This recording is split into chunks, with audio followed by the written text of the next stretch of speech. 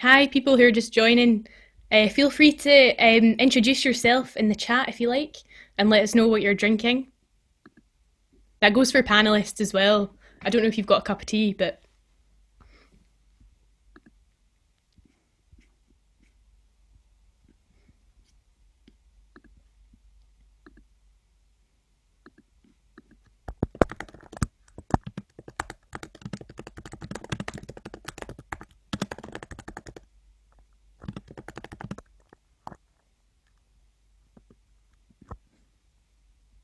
sencha tea, I'm not sure what that is. Green tea. Is it? Brilliant.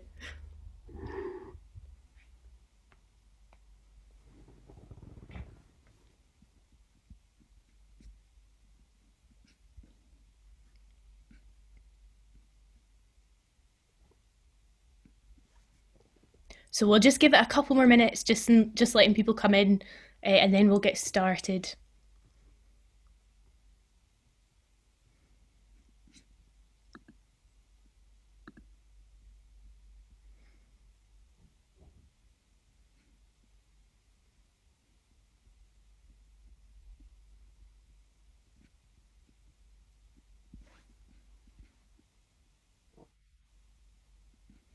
It is starting to get quite dark outside, isn't it?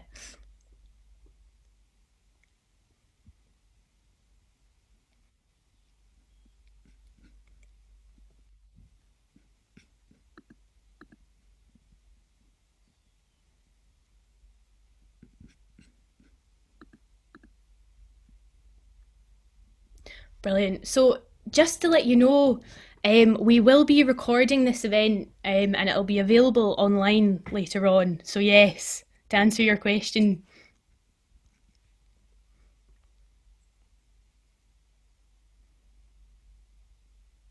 So, for those just joining, feel free to introduce yourself in the chat. Let us know what you're drinking, if you've got tea, coffee, something else.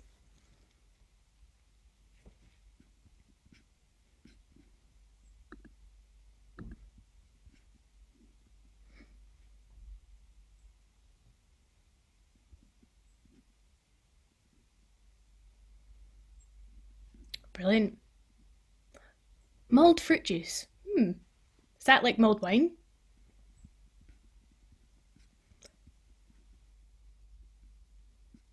Brilliant. It's called Kinderpunsch in Germany. That's basically like punch for little kids. I really like it though. Have to try that.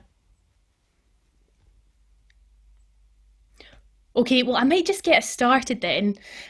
So, just to introduce myself, hi everyone, I'm Annie, so I work at the Democratic Society. The Democratic Society is one of Europe's leading democracy organisations. We're committed to delivering better democracy, and what that means to us is participatory democracy, so involving people in the decisions that affect their lives, much like the case with AI. So our sort of involvement in this strategy is we were commissioned by the Data Lab and Scottish Government to design and deliver a public engagement programme for Scotland's AI strategy. And Namita, my colleague there, she'll go into that in more detail later on. So just so you know, obviously this is a public event, anyone can join. You all might have different levels of understanding about what AI is, and that's absolutely fine. Throughout the event, if there's anything you don't understand, what we'll do is just ask us in the chat and I'll see if I can send you some resources or we can try and explain it a little bit better.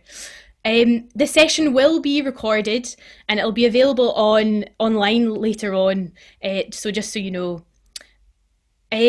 So what I'm going to do just to kick us off is I'm going to share a video from the Royal Society on what AI is, just to give us a sort of even playing field of our understanding of what AI is. Some of you may know, some of you may not, and that's fine. So I'm just going to screen share this with you now. Can everyone see that okay? Maybe panel speakers give me a thumbs up. Yep. Brilliant.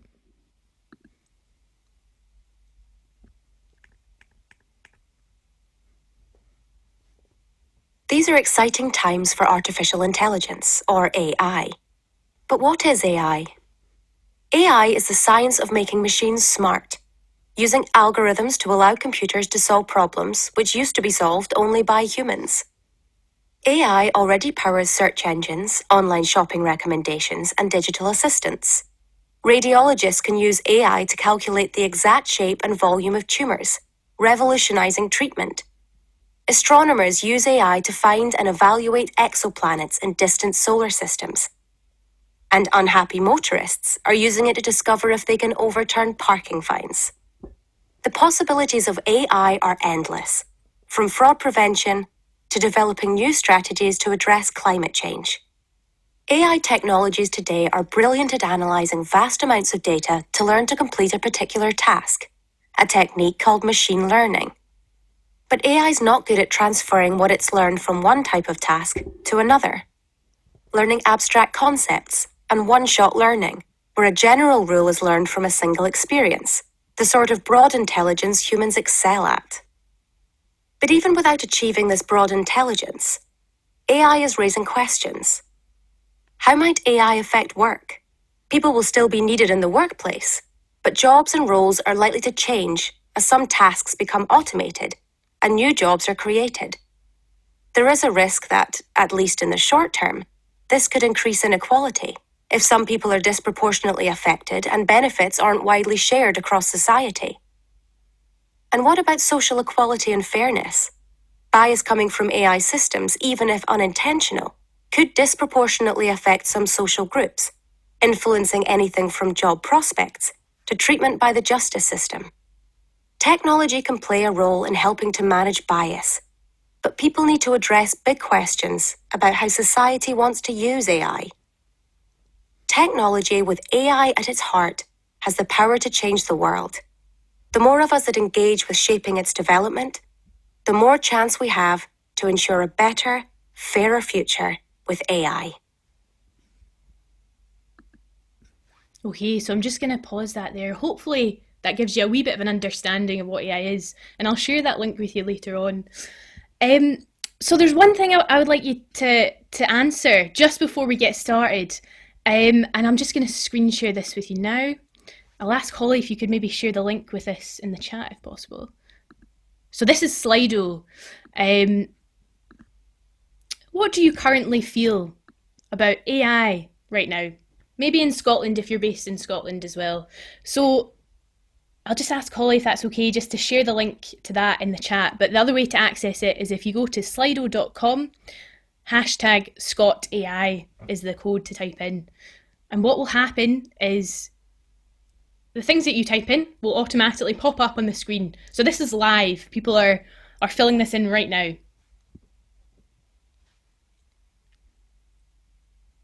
Exciting, anxious, potential, positive, hopeful. Some mixed feelings in there.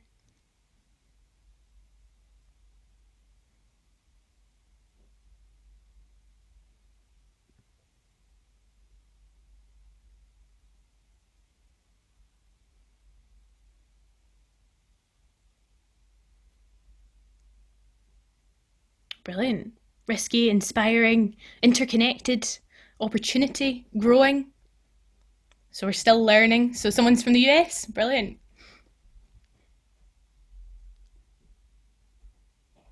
So this is just going to keep growing as people fill it in.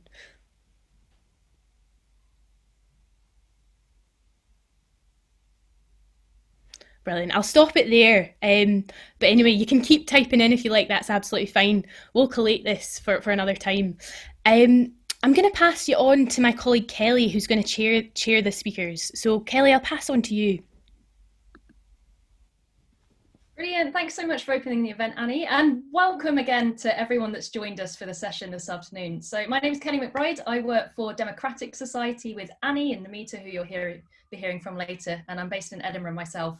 It's brilliant to see so many people in the chat there joining us from across Scotland, the UK, and indeed the world, actually. So you're very welcome, and great to see that lots of you have brought a hot drink as well. I've got my own cup of tea with me.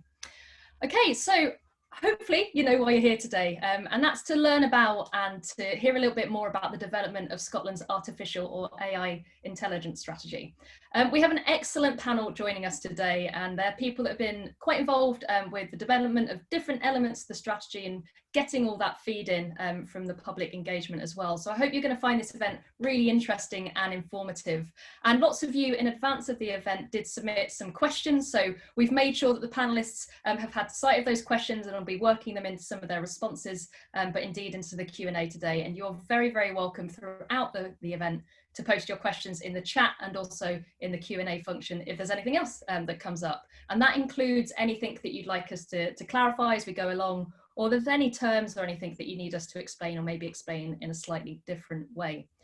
I think it's important to say that the strategy is something that is still in development. It's currently planned to be released in March 2021. So do bear that in mind as we're going through the event today.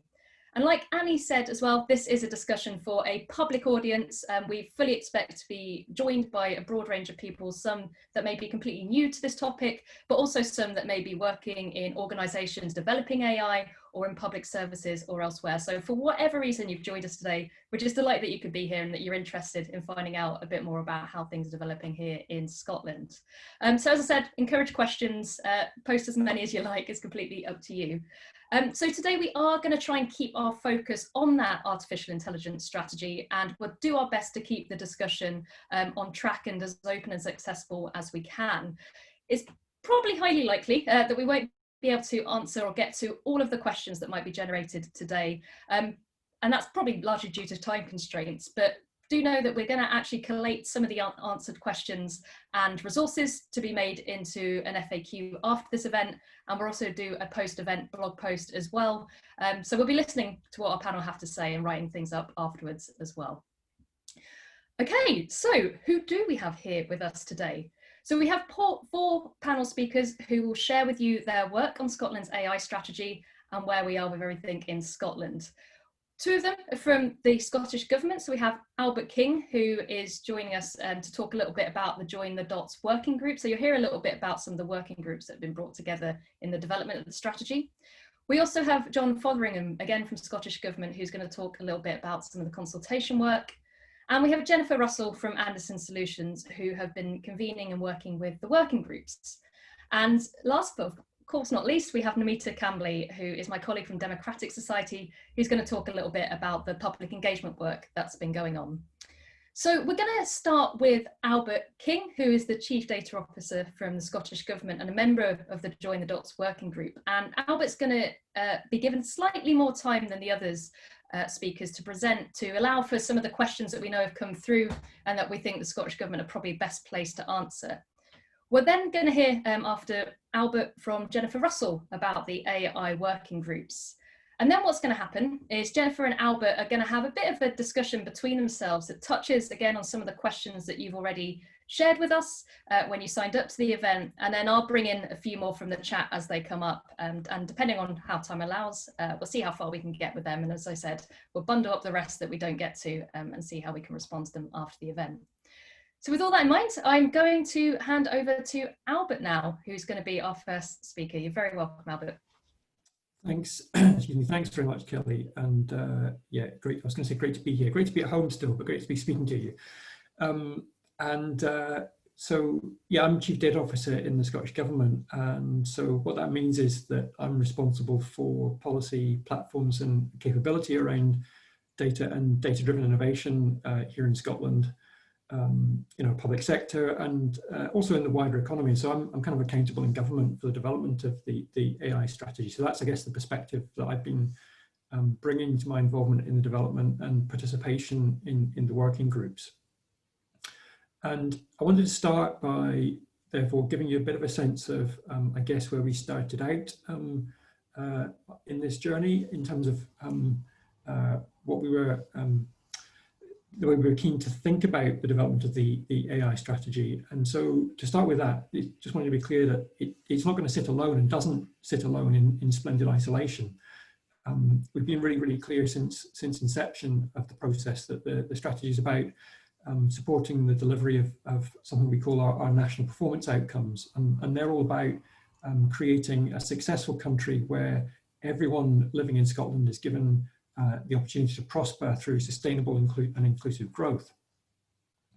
And so that's illustrated in that delightful kind of flower diagram that you see at the centre of that slide, with our kind of national outcomes around it that talk about essentially the kind of Scotland that we want to be. And so in doing this, we are placing the citizen at the centre of our thinking on AI, and our thinking on the AI strategy. Equally, there are other things going on that government's doing. So, for example, the Mark Logan review of Scotland's technology ecosystem, the actions that are set out in our updated digital strategy for Scotland, and things like Scotland's economic action plan, our strategies around employability, fair work, inward investment, trade, and so forth. And in terms of how we address the world and foster economic development, as well our inward investment plan, which sets out our ambition for Scotland as a leading destination for inward investment aligned to our values as a nation. So that all sounds a little bit technocratic, but I think the important thing to take from this is that these establish many of the foundations that we require for AI in Scotland. So, for example, that tech ecosystem review sets up a thriving, or will set up a thriving digital and data ecosystem with the right skills and with the right opportunities for innovation in Scotland, in our private sector, and to create the companies that can create the kind of solutions we need in AI and applications. Our digital strategy, which we're consulting on just now, will set up our public services likewise. And so we're creating the conditions for success, or many of them, and placing the citizen at the center of what we do around AI. So yeah, so that's I suppose the strategic context I was bringing to this, and the case for action then that we've kind of seen develop through the process is well really clear. And you know, AI is a technology that's coming, whether we like it or not. But equally, we have to acknowledge there are risks around AI. You know, so for example, the risk, and we were hearing about this in the video that we had at the start. You know, potential risk that it entrenches social inequalities or biases. Also risk perhaps that it displaces human agency rather than enhancing it. But equally, it used in ways which are used well in ways that are accountable, that are open and effective. It can really improve decision making. It can enrich our working and personal lives. And so the challenge for us here in Scotland has to be to realise these benefits whilst mitigating those risks and fears. And there's lots for us to build on. You know, there's great talents in our universities. There's the strengths in our fantastic education system. And also, and this came through, I think, really clearly in the working groups, the appetite of our public sector, our third sector, and indeed industry to achieve those positive social and economic benefits together. And to do that, I think it's clear that we need to work in partnership in Scotland, here in Scotland, but also internationally. So we need to be outward looking. We're fortunate in that sense, I think, to have many partners who share our values and that enable us to collaborate and connect, and ultimately for Scotland to be an outward looking nation, more important now than ever, I think. And all of this is why we must act, why we must develop an AI strategy in this fast moving, volatile world to address the risks that we see, to mobilise our strengths, build those partnerships, both nationally and globally, and realise those opportunities. So moving on to the next slide then, in terms of how we've gone about that, I just want to say a few things about that. And I think it's important that we do that because it gives you a bit of a sense, first of all, that we're being held to account, that we're not doing this in a vacuum.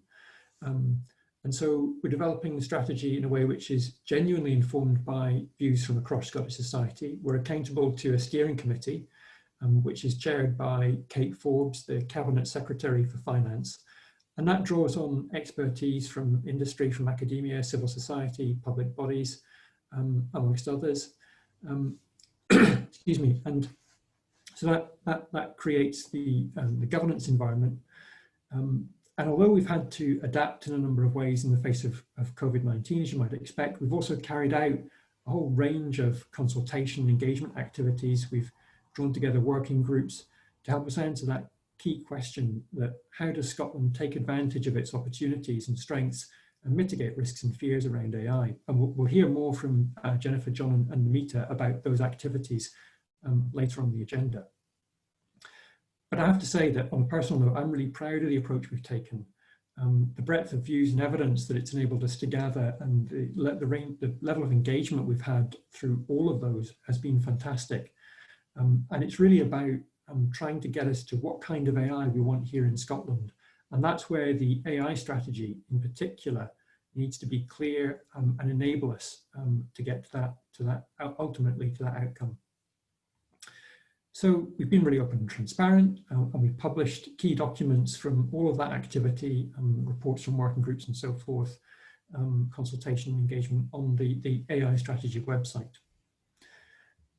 In terms of the kind of messages and what we're hearing through that, I'll run through some of the themes. And to be clear, as Kelly was saying, you know, we're not launching the AI strategy until March next year. So this is just kind of giving you a sense, I guess, of what we're seeing coming through in some of that evidence.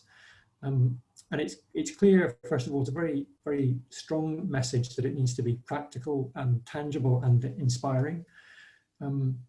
That it's important that we learn by doing, and that we adapt to maintain and sustain a public dialogue as public attitudes change and as technologies evolve.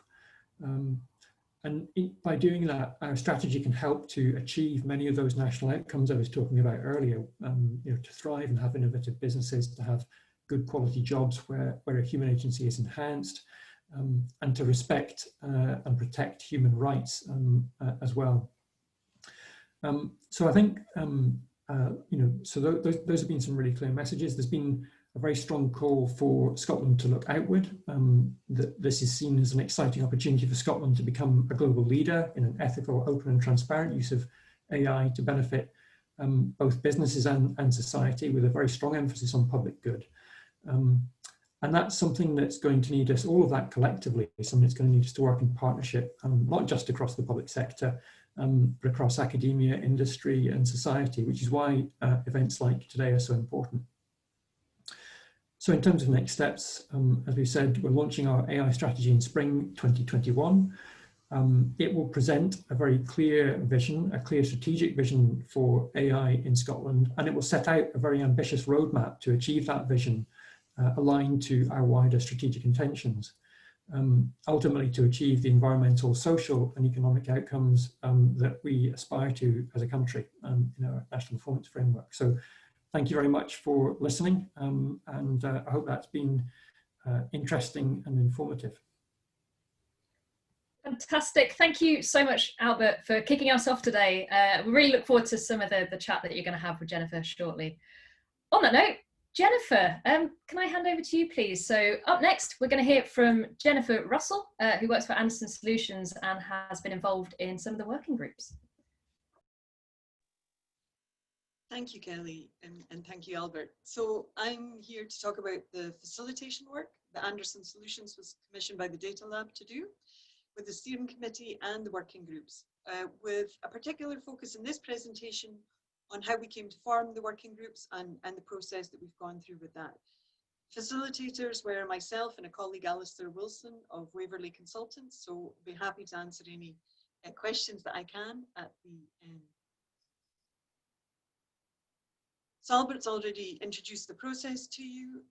This is where we were working. So we started with one-to-one interviews with each member of the committee, and that led into 2, while we still could, face-to-face workshops with the steering committee. And these activities explored the perspectives on AI, different areas of interest, the strategy, and a desired direction of travel. And those outputs all fed into the scoping document produced by the Scottish Government at the beginning of this process. And that scoping document fed into other work, including the working group process. Once I'm going to come on and describe the working groups. So once we got the outputs from those working groups, we produced reports that also fed into the Scottish Government activity. And ultimately, we are continuing to work as facilitators with the steering committee. So we're halfway down that column of activity.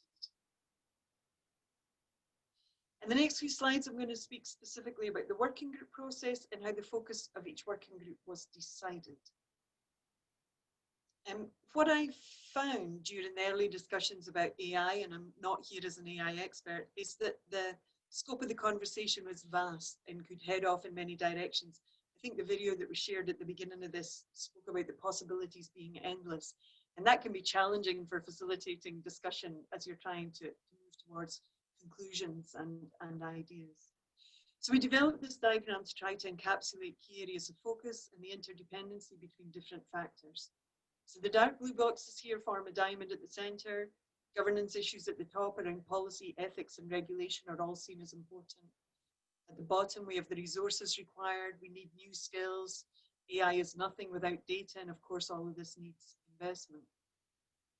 On the horizontal, we have AI development and AI adoption. And around the center, we have a configuration that demonstrates Scotland's not going to be working in AI in isolation. Global providers and buyers of AI will inevitably hopefully be influenced by what happens in Scotland.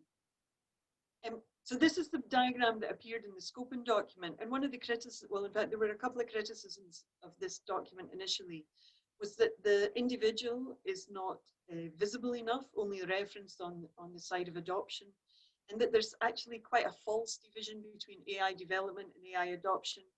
With AI, it's often not a clearly defined supplier-buyer relationship with both working in partnership. However, when it came to ambition, if that's showing, sorry, I think I'm just being blocked by something. However, when it came to ambition, what was clear was that everyone agreed that all of this is really about increasing adoption of AI technologies, as Albert's already said, and doing so across a wide range of organisations for the benefit of Scotland and its residents.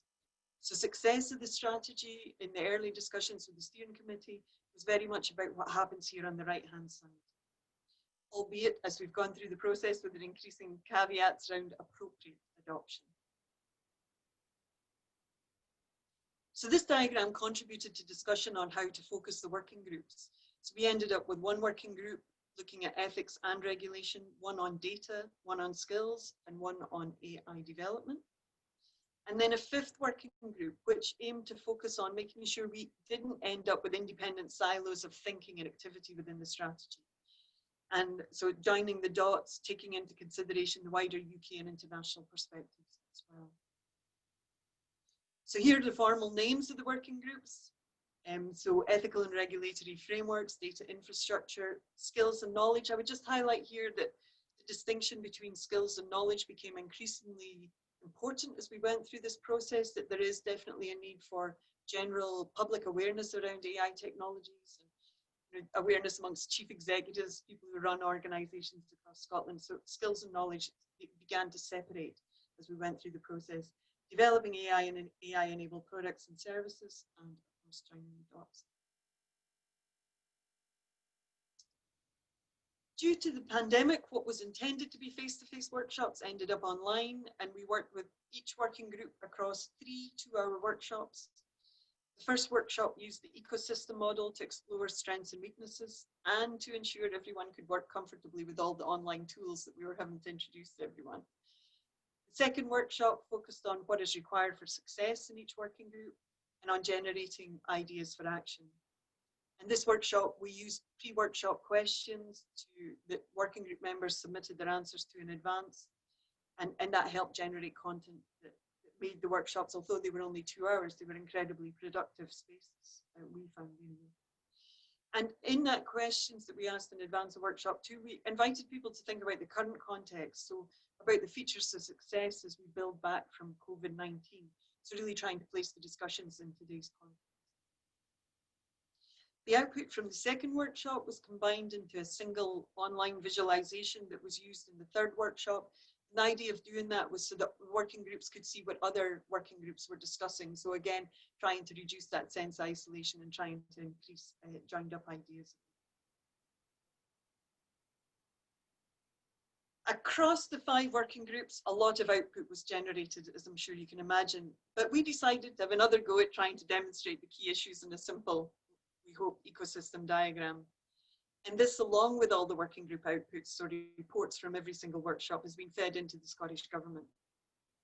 And this process is still ongoing, so this doesn't represent any conclusions, if you like. This is just hopefully trying to get across, also to you as an audience, some of the key points that we're coming across and give you a flavour of the discussions. This visualization is perhaps more reflective of a natural ecosystem where an energy source is driving productivity. Here, the energy source is described as citizen engagement and leadership. This powers the foundation layer where we find enabling factors such as governance, resources, and public awareness and trust. Again, public awareness reflecting that distinction between skills and knowledge within widespread knowledge within the population. We also had very interesting discussions around the meaning of trust, which I couldn't possibly kind of paraphrase here, but I think, you know, what do we mean by trust? We don't want anyone to under-trust, we don't want anyone to over-trust AI, and these are big discussions globally. So that was really interesting and good to be a part of. These enabling factors in the foundation layer are seen to support a productive area where the development and adoption of AI occurs. This is envisaged as a dynamic, collaborative, innovative space and environment with people from across Scotland working together and with others. One point that was repeated often is that Scotland already has a long history of academic excellence in AI, and that's a fantastic position to be able to build on. And as a relatively small country, we should be able to create this type of collaborative and exciting environment. And then the final layer on the right is the desired value, some of the values that were raised in the working groups that people want to see created. So more high value jobs, economic growth, increased equality and non-discrimination. And greater control over the direction and impact of this digital era that we're all in already. I think the point that Albert made was that AI is here already, it's going to be here. The idea is that by Scotland taking a proactive approach and developing a strategy, working together on it, is that we have more control over taking advantage of the strengths and mitigating. In the bottom left is a very brief summary of some of the features that people wanted to see in Scotland's AI ecosystem. So ethical principles, AI for societal good. Although we had diverse representation across 5 different working groups and indeed the steering committee as well, these features really were common to all discussions regardless of the background that people were coming from. And there was a really strong and common desire to use AI technologies to drive societal good and to have this exciting, dynamic, globally focused environment for AI in Scotland. So I hope that's given you a flavour of some of the discussions that have gone on and how we went about the process. I know today is mostly about describing what we've done rather than any conclusions. So I hope that's given you a flavour. Thank you. Brilliant. Thank you so much, Jennifer, for taking us through that. So what's going to happen now is I'm actually going to hand back to Jennifer and Albert, who are just going to have a conversation between each other for about 5 to 10 minutes or so. And they're going to draw into that conversation a few of the questions that you submitted. So Jennifer, I am aware you're going to kick us off. I am going to do that as soon as I bring up the questions that were being asked. So apologies for having too many things open on. So many tabs. Okay, so Albert, we had some questions that came in, and one of them was, how will the government enable and manage the growth of AI?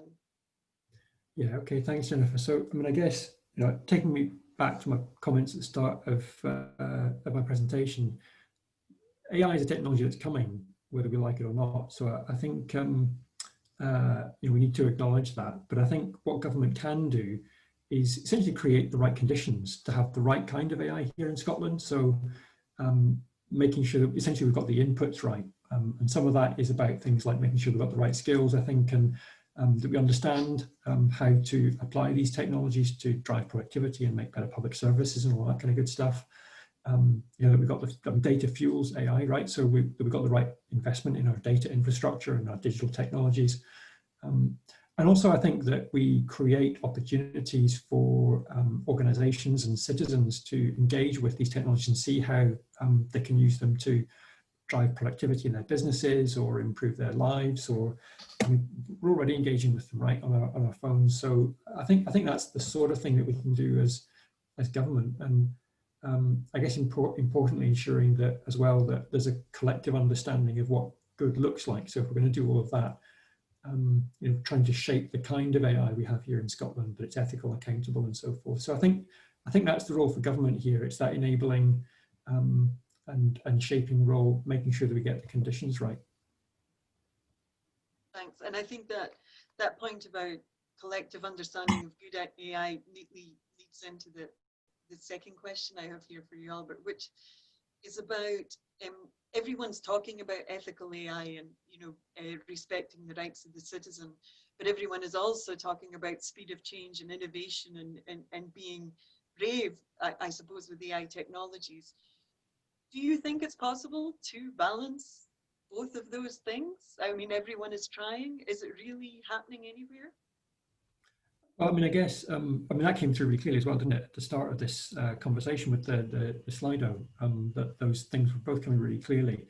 And so obviously there are risks and fears, and we need to acknowledge and address those. But I do think there are balances to be struck, and I think we can do that. I mean, I think it's about getting the protections right, you know, so things like how we handle data. I said earlier, data is the fuel that powers AI, so a lot of it is about that and how we enable innovation around data in a way which is safe and trustworthy. So that's one dimension of this, I guess, and then there's sort of how we deploy these technologies. So how do we, you know, put them into our public services in a way which I talked earlier about enhancing human agency, you know, so keeping the human in the loop, for example, rather than displacing human decision making where that's the right thing to do. So I think there's a number of ways we can do that, and also that we can send the signals, whether it's by working with regulators or in other ways and policy levers that we've got that allow us to set out the principles and frameworks and, you know, give recognition to trusted applications of AI. So I think it's a package of things. I think it's a balance to be struck, and it's something we constantly need to reevaluate and be critical about in our thinking. I guess that feeds into the comment I made earlier about an agile strategy, but I think it's possible. Do I know anywhere that's doing it well? I think there are lots of good examples of countries that are doing a pretty good job. But it's great that Scotland's in a position to do it even better. And I think it came across in the working group discussions, you know, there's checks and balances that can be put in place. And I guess the public sector is the key owner or arbiter of citizen data. And people in the working groups were speaking about access to recourse. You know, so if things are going wrong for their data or that they're concerned about AI, is there a process for recourse? I don't know if you want to comment on any thoughts around that. So I mean, I guess, yeah. So this comes down to, I think, for me, a sort of distinction between things like legislative, you know, almost like data protection compliance. So there's clearly recourse there through data protection legislation and so forth. But I think the message, that I took from a lot of those conversations with this is about something beyond that. It's about recourse in the context of, you know, ethics, and I think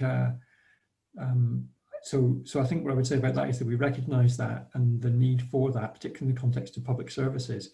What we do in response to that is, I guess, something that we'll need to set out really clearly in our AI strategy. I think the message there is watch this space.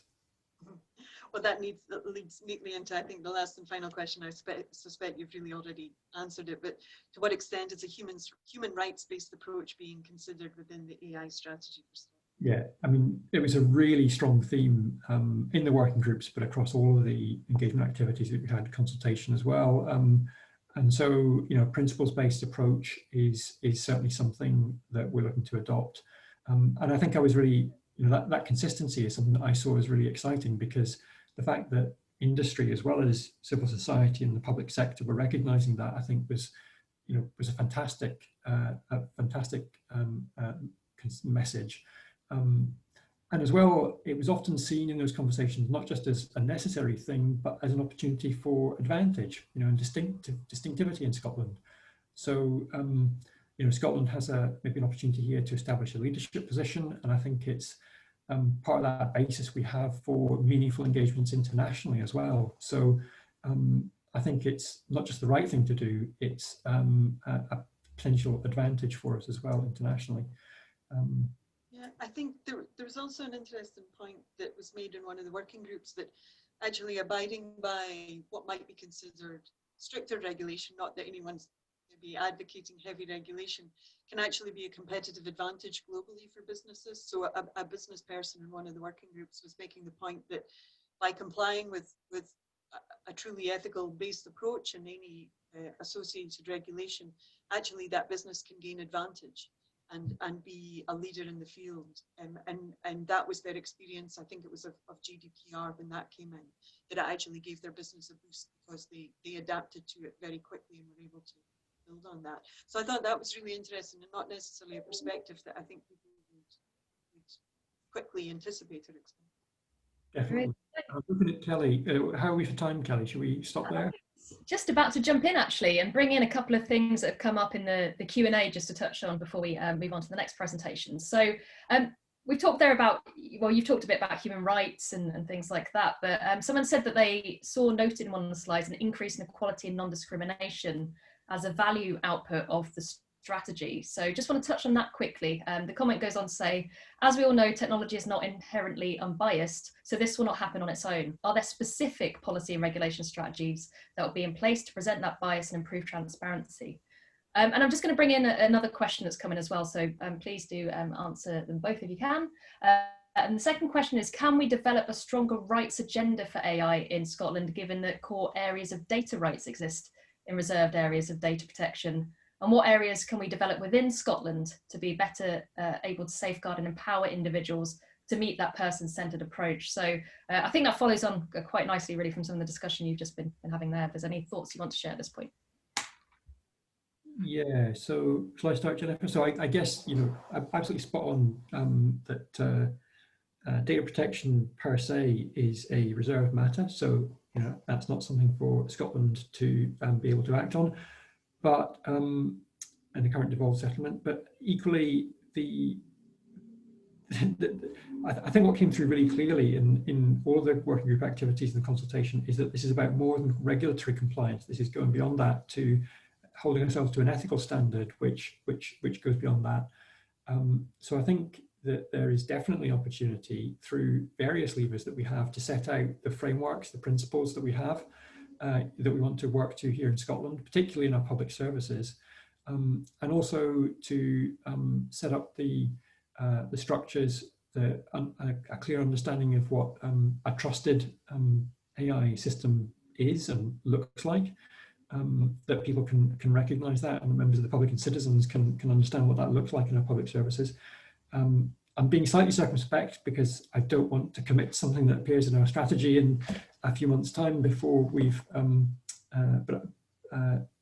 actually got to that point. But yeah, definitely, I think there's opportunity here for Scotland, and I think that's the exciting thing about the strategy. It's an opportunity to act and to be distinctive in what we do. I think as well, sorry, just very quickly, across the working groups, there was great interest in around addressing issues around bias and diversity. And I suppose we also have to acknowledge that inevitably there's bias in our systems and processes and you know, activities now. So there was that claim and desire to see increased diversity of people who are working across the field of activities that deliver AI technologies into the products and services that we use.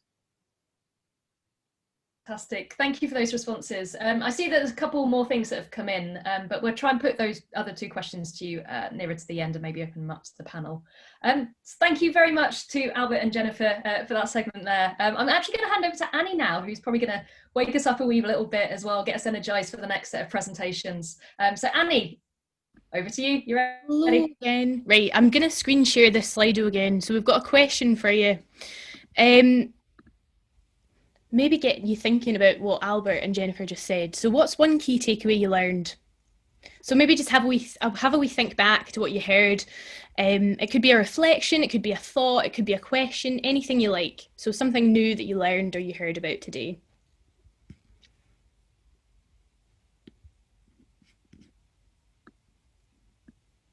I think Holly shared it in the chat. Yeah, yes, there's a link in the chat.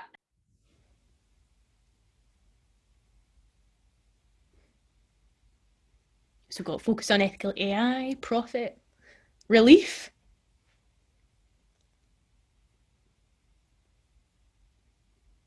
Brilliant. Distinctiveness, importance of ethics.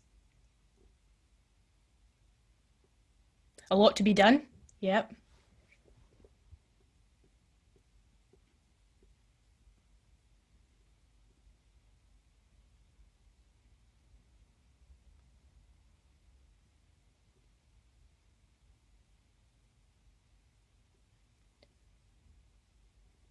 Right, so my eyes can't read all this, but yes, complex, trust is complex. Yeah, complexity of the systems, intention to lead. There's a lot to be done, so brilliant. What I'll do is I'll leave this up, so if you want to sort of add in your thoughts, you can do, but I'll stop sharing and I'll pass you back to Kelly. This is still live, so if you do want to add in your thoughts, you can do. Good stuff. Thanks so much for that, Annie. And yeah, thanks again to Albert and Jennifer for getting us off to a brilliant start there. Okay, so we're now going to hear from our next two panelists, who are Namita and John. So Dr. Namita Kambli is a colleague of mine and is a research and policy manager at Democratic Society. And we also have John Fotheringham, who's a data policy manager and works in the data policy, data and digital identities division within the Scottish Government. So delighted that you can both join us today. So Namita and John, again, are going to do just what we did there. They're going to give you a short presentation about some of the stuff that they've been involved in and working on, and then they're going to have a wee conversation between themselves. And I'll, of course, pick up any questions that you do post in the chat, so please do keep them coming. Namita, you're up first. Thanks, Kelly. All right. So, the year is 1984, when Skynet, a revolutionary artificial intelligence system, decides that all humans are a threat to humanity and should be exterminated by a cyborg named the Terminator, no less. Since then, the image of a terrifying cyborg has continued to capture public imagination when discussing AI, much to the annoyance of scientists and AI researchers, as the internet will have you know. So as we were designing our workshops, we decided to put ourselves in participants' shoes to determine some of the questions we ourselves would like answered on AI. What is AI? Is it really only about cyborgs, monsters, something to run away from? What do I, as a member of the public, need to know to easily grasp what AI is and the relevance it has to my life? So this is essentially a brief summary of what we did and what we found out. So Annie, could you change the slides, please? So what we did. The original plan was to have two in-person weekends in Glasgow and Inverness, but of course, with COVID-19, we had to move everything online, just like Jennifer and Alistair also had to. What we did end up doing in the end is we ended up running 15 2-hour online workshops from the 10th of June to the 1st of July. We aimed to reach approximately anywhere between 45 to 50 participants, but ended up with 49, which was great. And we kept our workshops small, so between 3 to 5 people, and had a couple of different formats. So one for families, where family was interpreted in the widest sense to reach a wider demographics, and 8 individual workshops in smaller groups. So the reason for having these two formats was that with families, we could then reach a more diverse audience, and which we did, because the youngest participant then ended up being 12 years of age. We shaped our workshops in a way so as to accommodate a range of different views and abilities and understanding of AI, because we did not expect everyone to have an equal understanding of AI, because we didn't either. So we focused on workshops. Within our workshops, we focused on public interest topics. So that was AI and the future of work, AI and ethics. And we used real life case studies on AI and employment. So that was related to the future of work, facial recognition, the use of AI in, what else was there? So scenarios such as with bus drivers, warehouse workers, yeah, and the likes. And what we did was that we presented these different case studies and scenarios and asked people what was interesting to them, whether they had learned something new, and what challenges and opportunities they saw pertaining to these scenarios, and what their vision was of AI was, and the steps that they sort of envisaged towards achieving this vision. What we did try and ensure was that participants had as balanced a view as possible on AI with resources like the kind Annie shared earlier from Royal Society. We then pulled together the rich public input of people's direct and indirect experience and knowledge, and then presented our findings to the working groups. So all of this information is available in our engagement report, and Annie will make that available in the chat if she hasn't already. Yeah, which I believe she may have. In addition, we also developed a series of accessible online resources for anyone wanting to know more about AI and engage with it, and to teach people essentially the potential implications of AI for their lives, thereby removing any participation barriers in terms of time or place. Could you go to the next slide, please, Annie? What we found. So the discussions revealed that participants were largely optimistic about the potential AI, and Albert has mentioned this as well. This came through quite strongly. People were excited about the use of AI to improve their lives and to positively transform a range of sectors, such as education. There, however, remain certain concerns around issues such as algorithmic bias and digital exclusion, and then trade-offs such as levels of privacy that currently accompany the use of AI. And again, there were lots of questions around data ownership, regulation. People wanted to know who owns the data, who is responsible for it, who has control of it, what do people do if they've experienced inappropriate usage. So questions of course, recourse and also redress. At the same time, participants did not think that the answers lay with technology giants. They should not be the ones left to figure this out. There were also several concerns coming through about the future of work and feeling replaced or undervalued via AI.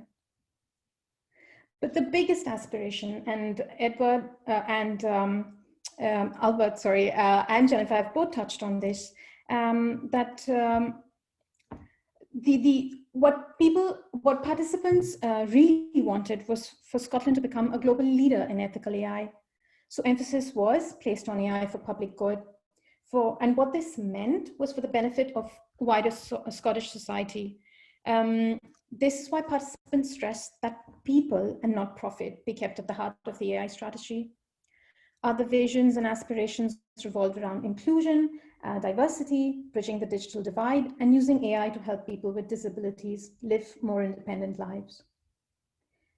Now, for this to happen, participants suggested that AI be developed in a trustworthy and transparent manner shaped by a diversity of expertise and perspectives, which included a collaboration between public and third sector. There were also demands for the benefits and opportunities for AI to be equally accessible to everyone, including and especially those in rural areas. So what the COVID-19 pandemic has made clear is that we need to accelerate the digital transformation in Scotland, and this includes within rural areas as well. But this is not only an opportunity to bridge the digital divide, but to also gain a competitive advantage in the field and not be left behind as a country. Participants were also quite keen on stressing for the need of a positive narrative around AI, so moving away from the Terminator narrative. This was suggested with a view towards building trust. There has been a lot of bad press recently on security breaches, which of course is a cause for concern. So one way of countering this was to build a positive narrative around the benefits of AI, and to not only stop there, but to complement it by implementing data security measures and being transparent about how data is being collected, shared, stored, and used. Participants also wanted to know more about how AI is being used elsewhere in the world, and what the best practice and what some of the best practices were.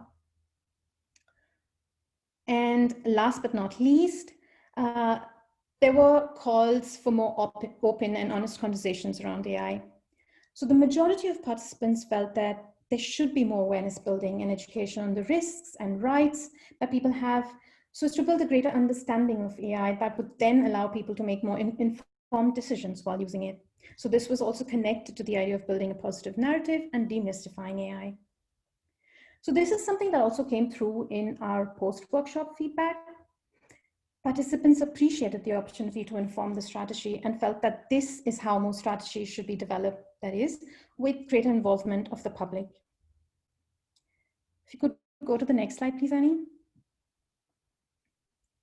So I'd just like to leave you with this quote, which reflects on the value that quite a few of the participants got out of the workshop and how this influenced their own understanding of AI as well. Before this, I would be fearful about AI, but this has been replaced with positivity. We hope that this means that AI is not something we need to run away from, like the Terminator we saw at the beginning, but something we can embrace, and provided it is developed and implemented in an inclusive manner, an ethical manner for sure. Thank you. Brilliant. Thank you so much, Namita, for that presentation on the public engagement. So I'm going to hand over now to John. So John, the floor is yours. Thanks so much. Hello, folks. Thanks for inviting me along to speak today about the public consultation that was ran back earlier this year as part of the process to develop the strategy. It's been an interesting exercise, and it's lovely to share some of the key outputs from it with you. If we could move to the next slide, please. So, as trailed, we've carried out three core sets of activities as part of the strategy development process. I'm going to focus on public consultation and the production of the consultation report. If we can just move on again to the next slide, please, Annie. Thanks. Okay. Well, the root of the word consultation is a Latin verb consulere, which means to seek advice or counsel. And the foundation of the conversation that is had in the public consultation was the strategy scoping document, which was published way back in late January, the AI the Possible. It sets out proposals for the strategy, an initial vision, approach to fostering the development of AI in Scotland, and the initial ecosystem that Jennifer outlined earlier on. And we opened a consultation on the proposals set out in the scoping document in the middle of February. And the consultation paper was informed by drawing on several other consultations that had been conducted recently by the Scottish Government. It's a routine part of the policy and strategy development process. Also drew on some of the consultations carried out by other nations as they were seeking to develop their AI strategy, and a few other consultations conducted in the digital space by the UK government. So kind of broad range of sources that drew on us in developing the consultation paper. And as you might expect, the default option for the consultation is to host it online, and the Scottish Government has a consultation hub on the Citizen Space platform. However, the consultation paper also provided for people to submit offline responses. And a great deal of effort went into promoting the consultation to make sure that we heard from as wide a range of respondents as possible. So by the time we had the consultation up and running, the strategy website was really well developed. We've had a chance to have a look at that in advance this evening. And another thing is pushing the details of the consultation out across social media. And a couple of weeks after we opened the consultation, of course, the COVID-19 pandemic emerged, and in light of that, we decided to extend the closing date initially to the beginning of May, and then a lot of organisations get in touch and wanting to provide a response, so we subsequently extended again. And our initial expectation was that we would get between 25 to 30 responses. Suffice to say that the responses greatly exceeded expectations. You could move on to the next slide, please, Annie. Well, what did we hear back? Well, we had a total of 83 responses. 29 came from individuals. The majority were in Scotland, a couple from elsewhere in the UK and overseas. 54 were from organisations. That's from small SMEs working in the AI or wider tech space, right the way through to the big names that you would expect would have an interest in what we're doing. 63 came in online, 20 by email, and a really broad spread of respondents, very much like the attendance at this discussion event, an amazing spread geographically as to where our respondents were from. And in light of the volume and the richness of the responses, some of them were really insightful and took a lot of analytical work to digest and kind of sift out the most important points. It was decided to produce a short initial report to be used by the working groups at their meetings back in June, July and August. And then just in light of the sheer volume of work, to produce a fuller final report to do them all justice, which I'm pleased to say was published in early September. And also, in light of the emergence of the pandemic, we decided to run a short survey on AI's potential in a post-COVID-19 Scotland, and that was open just after the consultation itself closed for a couple of weeks. And unfortunately, not that many responses, but useful to complement that alongside those from the consultation itself. So if we can move on to the next slide, please. So, as I said, a lot of analytical work and a great deal of really thoughtful, well-informed, some are very reflective responses. Overall, there was a broad degree of support for the proposal set out in the strategy scoping document as a starting point from which to develop the strategy. And the top 5 issues that emerged were ethics, the need for the strategy to have people focus on people-centeredness, skills, and I would add to that awareness of AI, the value of examples, case studies of AI being developed and adopted and used for good, and dialogue. And by that I would mean public engagement. There was a strong sense from the responses that people wanted to see the consultation as the opening of an ongoing conversation about AI in Scotland and what it might mean, how it can best be harnessed, and that there's a very clear appetite for that. And as I said, the final report of the consultation was published in early September, and that's available on the strategy website. From the top 5 issues, ethics was very much the preeminent one. The importance of an ethical framework was a resounding issue that many respondents raised. And there were others as well, so we're seeking to draw on all the kind of findings from the consultation as we move forward to develop the strategy. And I'd just like to conclude by providing some links where you can find the scoping document itself. It's an awful long time ago since that was published, and give a flavour of the consultation paper. You can access the overview of the responses to the consultation and key outputs on the Citizen Page platform, and you can also access a wee overview and an article on the strategy website, as well as the report itself. So thanks very much for inviting me to speak about what was for me a very enjoyable and insightful exercise. Brilliant. Thank you so much, John, for your presentation there. So what we're going to do now is I'm going to hand back quite swiftly to Namita and John, who are going to ask each other a couple of questions. So Namita, I believe you're going to kick us off. Yep. All right. So, John, what role will AI play in Scottish healthcare? And what role will AI play in the energy transition?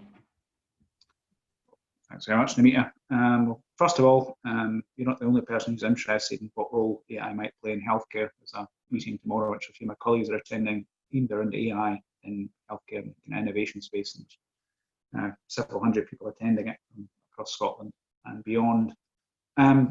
Turning to the strategy development process, we recognise from the outset Scotland's got a lot of strengths in AI, and amongst those is a great deal of potential to apply AI in healthcare settings. And in light of that, we were keen to secure representation from the healthcare sphere on both the Strategy Steering Committee and in relevant working groups. And one of the members of the Steering Committee is the director of the iCare Consortium, the Industrial Centre for AI Research and Digital Diagnostics. And I believe as part of earlier on the process, he recorded a video which is available on the strategy website, and several of Scotland's universities are involved in that, along with a range of commercial partners.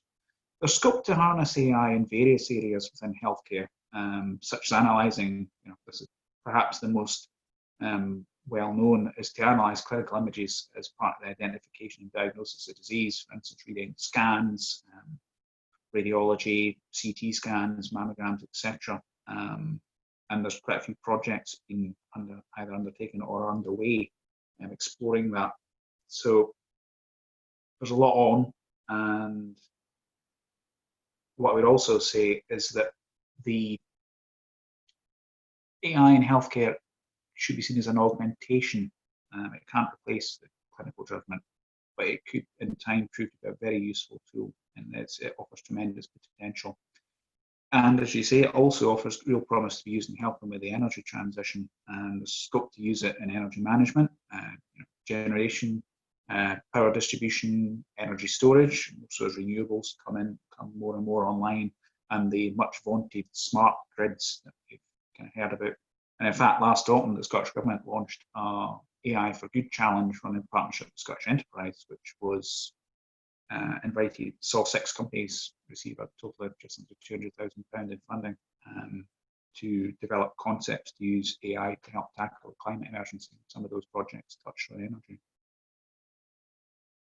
So there's a lot of potential. All right. The next question was, how will government engage and adopt with AI innovation from industry leaders in this field? I think, again... Yeah, go ahead. Oh, sorry. We've been keen from the outset to have people who are at the cutting edge of AI involved with the strategy development process. And as Jennifer said, one of the working groups was kind of focused on AI development and adoption. And within government, that there will be scope to adopt it. So kind of we'll look to draw on the kind of contacts and networks we've made as part of the development process and see where we go with that. We already have an informal AI network within the Scottish Government, which we plan to reinvigorate as we progress the development of the strategy. Some of the areas where AI could be applied, there's the areas that we just discussed, health and energy, tackling the climate emergency, our own internal processes, and there's others, probably some of them would be quite obscure. If you think about it, there's definitely potential there. In terms of, I mentioned there, we have a loose AI network within Scottish Government. There's also kind of AI related learning available, provided by Scottish colleagues in Scottish Digital Academy, and there's also the UK Government Digital Service. They provide some courses for that as well. And go back to the findings from the consultation, there's a clear interest in kind of raising awareness and understanding of AI across the piece. So we would look for kind of, as depending on what comes out of that, we would look to draw on as part of our own internal work. Thanks, John. Maxine, I see that you've asked a question about upskilling, and that was going to be my next question to John, in fact. How are you ensuring that the skill set well, here this question says your employees, but you can talk about the workforce, remains high enough to allow Scotland to leverage the full capabilities of AI?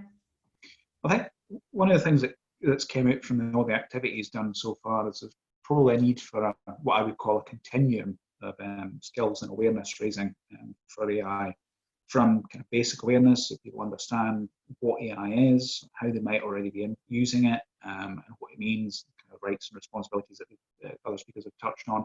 I've often thought of that as almost like a citizen AI awareness, right through to subject matter expert, which is probably covered from masters and other postgraduate study at university. So I would say it as a continuum from the MOOCs right through to masters. There's a lot there that needs to be kind of developed, and we've got some really good strengths to build on as we seek to do that. Absolutely, and I'll just quickly add that that is something that came through, from the participants as well, that the government should start early, maybe as early as primary school curriculum as well. So yeah, thanks for that. Great. Thanks very much. Jump back on in, and thank you both for engaging in that conversation with each other. Really, really appreciate it. We've had quite a bit of activity actually in the Q&A section, so I was also going to open up to Albert and Jennifer if you wanted to jump in response to a few of the questions. And for anyone else that's with us, we're running until about 5:20, so we've got just over 10 minutes left of the event today.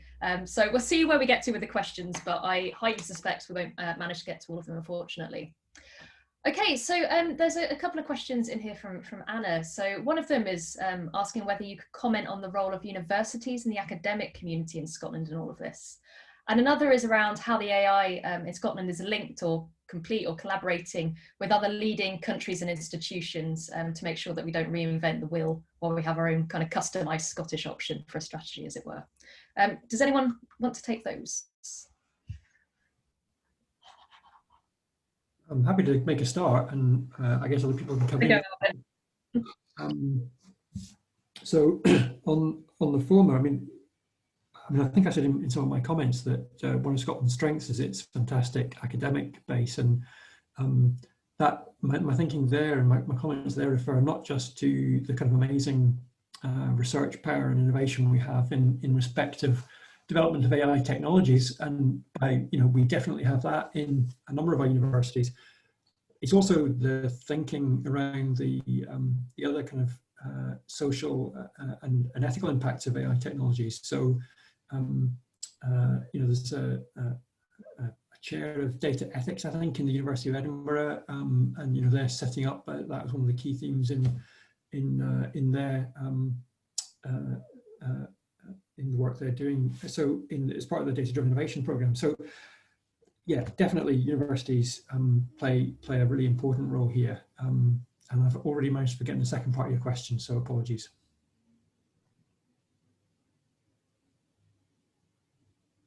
Hi there. No, that's okay. So it was about whether AI in Scotland, if it's linked to, if it's kind of completing or collaborating with other leading countries and institutions to make sure that we're not reinventing the wheel, essentially. Yeah, and I mean, others may want to come in on this as well, but the working groups, for example, we had participation from people from across not just Scotland but from across the UK. We've had consultation responses from actually from all around the world, as it happens. So that that kind of input has come through really strongly, and we've also been very actively engaging with international bodies as well. So World Economic Forum and other governments that sort of share our values, the EU and other governments, not just in Europe, but around the world. So we're absolutely keen to learn from what's out there. And as I said earlier, I think there's an opportunity to learn from what's good and be even better. So I guess that's where I'm seeking to position us. Yeah, certainly. And, I know we've touched on a few examples, but do you think, and again, this is to everyone, if there are any areas of AI expertise in which Scotland is recognised as perhaps being distinctive or genuinely world leading at the moment? That was one of the questions that came through. So others can jump in. I think I think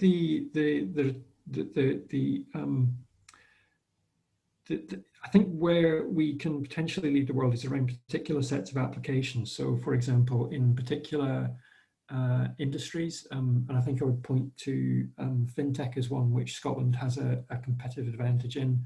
I think as well, there's been some really interesting work in medical imaging here in Scotland, drawing on the sort of medical imaging data that is available to train models that recognise particular specialist and rare forms of cancer. So those are two examples I give.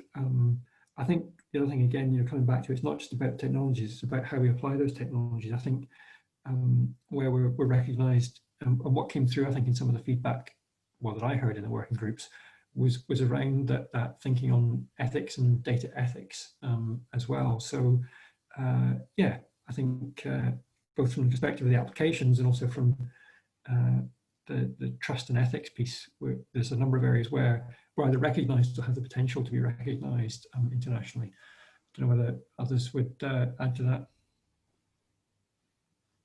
Yeah, does anyone else want to jump in? Otherwise, I've got a question about public engagement. Looks like you're happy for me to move on. Okay, so there were a couple of questions around public engagement. So Namita, you might want to jump in here. So there's one here about what the thinking is on how to build on the engagement that's been done and engage significantly more people in the conversations, and to start to remove any fear of AI. And there was another question in the chat around, could there be a citizens panel for artificial intelligence so that people could take part in this? And I'm also conscious, which we might want to bring in here, might not, but something as well around whether or not this stuff is being discussed in educational settings, essentially, particularly the ethics part. All right, thanks for that, Kelly. Yes, absolutely, there is a lot of opportunity here in terms of carrying this forward. So Albert touched upon this initially in terms of trying to build that collective understanding of what good AI looks like. So that is something we can definitely do.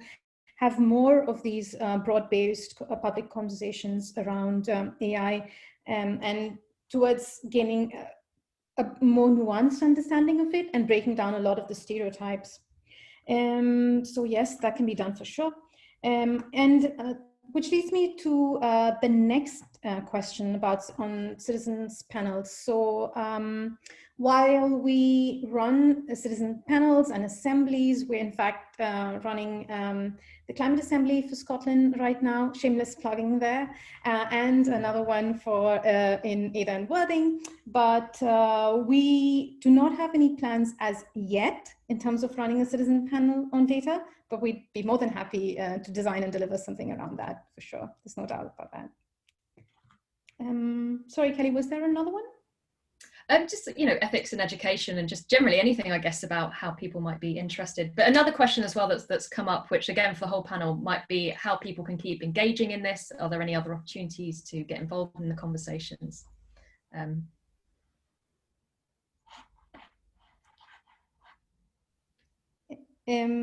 might just take that one as part of public engagement as well. So what we did do was have conversation packs for people to be able to have conversations about such topics, including AI. And we created resources for schools to be able to use AI and for young people to engage with AI. But another thing that came through as part of the public engagement was for participants wanted schools to start developing these critical thinking skills when it comes to AI. So not just technical skills, but also critical thinking skills in being able to engage with the material that they see and then know how to interact with it or engage with it. So that's something that came through in the public engagement specific to AI in schools. Brilliant, thanks so much. I'm really conscious of time. There's been quite a lot more activity as we expected in the chat. So I'm just going to air a few of the things, but I don't think we'll have the time to answer them today. So there was a big comment there in the Q&A around kind of putting citizens at the center of this. Who is AI for? Talking about the, I guess, tension a bit that you can have between that kind of inward investment and tech and some of the kind of more human symbols that you might want to see when you're talking about putting citizens at the center. Who is artificial intelligence for? There's a comment about, how can thinking about the access of artificial intelligence for those who can afford versus those who cannot. COVID's exposed inequality chasms and some of that access, so that's important to think about. There's also questions around how does strategy and strategic policy impact business? How can AI be used for Scotland's cultural heritage? That's quite an interesting one. If you're interested in working in artificial intelligence, is there a Scottish fund dedicated to supporting any startups or any other activities? So quite a mix of stuff coming up there. I'm sure we're going to bundle them all up and find a way to respond to them, as we mentioned at the beginning, and we're going to do a post-event blog post. But I just wanted to check if anyone just wanted to share just a closing words. Otherwise, I'll tell you where you can go to find out more information about the strategy and what might be happening next. Okay, I think the best thing to do is to probably tell you where to go for more information. Always a good starting point. So I think the best place to go right now, immediately, well, not immediately right now, but I mean, if you want to check stuff up in the next wee while, is to the website for the strategy, which is scotlandaistrategy.com. And I'm sure someone will very helpfully post it in the chat for you there. It is packed full of resources which are free, which you can download, including resources for schools and educational settings if you want to go out and have conversations in communities. There's also the reports that have been mentioned throughout the presentations today, as well as a series of blogs and videos, and of course, really importantly, details about the development of Scotland's IA strategy and who is involved. And that website is going to continue to be updated with relevant information. You can also sign up to a mailing list if you want to get those updates in your inbox, and follow on Twitter, on YouTube, on Facebook and LinkedIn, all the good social media. And you can also post, there's also going to be the post-event blog, which of course will go up there and on the DEMSOC website as well. I'm aware that colleagues will be sending you an email, a lovely email after this event with a feedback survey, always welcome feedback. And we are also really interested to know what other questions you have, what else has come up for you as a result of this event. So please do share freely and honestly when that comes through. But we'll also send through some of the links we've mentioned today. We're going to check with the panelists about sharing some of the slides. I did note that request had come up too. And of course, we have been recording this event, as we mentioned at the beginning, so that recording will be openly and freely available.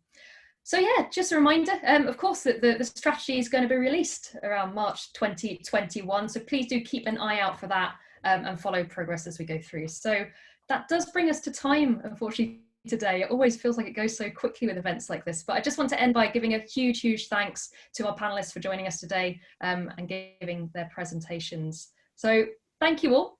And thank you everyone for joining us as well from across the world. Delighted to see it, and also really happy to see that some people that came to our public engagement events have come along today and are following the journey, which is fantastic. So great. Thanks so much, everyone. Really appreciate your time. Take care. I'm going to go clap. Thank you. Brilliant.